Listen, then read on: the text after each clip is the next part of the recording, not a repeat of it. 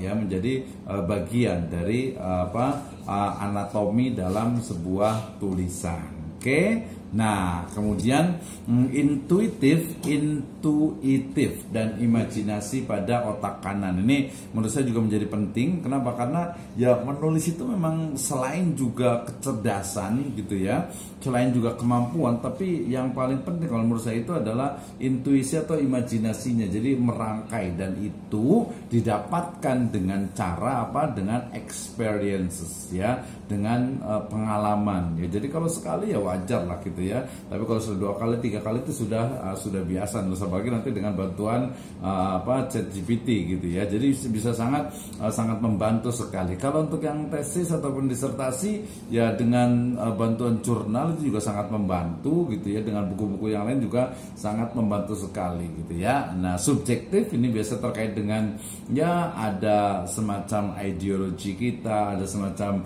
ide gagasan yang menjadi novelty ataupun kebaruan ataupun kekhasan dari buku kita ya, ataupun tulisan kita. Jadi nggak mesti mengikuti arus mainstream gitu ya. Bisa jadi sebuah beda gitu ya. Bisa jadi sebuah tulisan itu buku yang memang orang itu belum pernah dibahas gitu. Misalnya ada beberapa buku-bukunya yang pernah saya baca itu buku-bukunya Pak Agus Mustafa misalnya, dia sangat-sangat sangat-sangat mungkin agak berbeda tuh dengan orang lain. Dia bicara tentang bagaimana misalnya itu sujud siang sholat tahajud siang hari, sholat duhur malam hari, kemudian juga tentang tentang amazingnya Isra dan Mi'raj gitu ya. Kemudian pokoknya kata-kata ataupun hal-hal yang sifatnya itu mungkin agak belum banyak dibahas oleh orang. Atau mungkin juga kalau yang sejarah itu sekarang misalnya ada biografi baru misalnya Wali Songo yang selama ini mungkin masih buram gitu, masih belum jelas gitu ya. Atau mungkin juga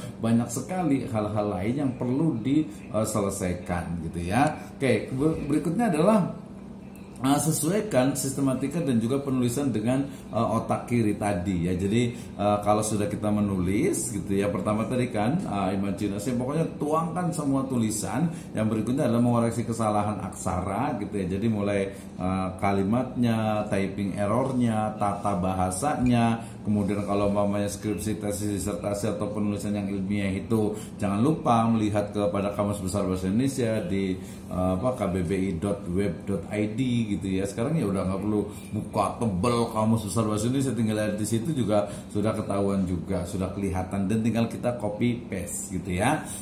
Dan itu juga tinggal kita cantumkan saja itu dari websitenya Kamus Besar Bahasa Indonesia. Oke. Kemudian meneliti sistematika. Dari sistematikanya sudah logis, tadi empiris, atau sudah istilahnya itu rasional gitu ya, sistematis atau belum gitu ya. Itu kalau sifatnya yang biasanya itu nanti yang lebih detailnya anatominya itu bisa di bagian ya untuk masing-masing paragraf ya. Biasanya itu detail tuh ya. Kemudian logis dan sistematis, jelas ya bagaimana sebuah tulisan itu ya memang dia logis gitu ya.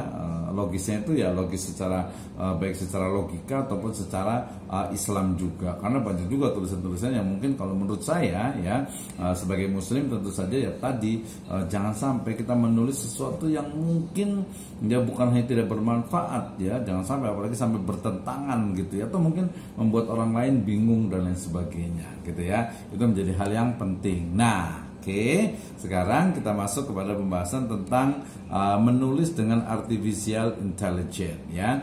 Nah, AI sendiri ya dalam istilah bahasa Indonesia itu adalah kecerdasan buatan ya.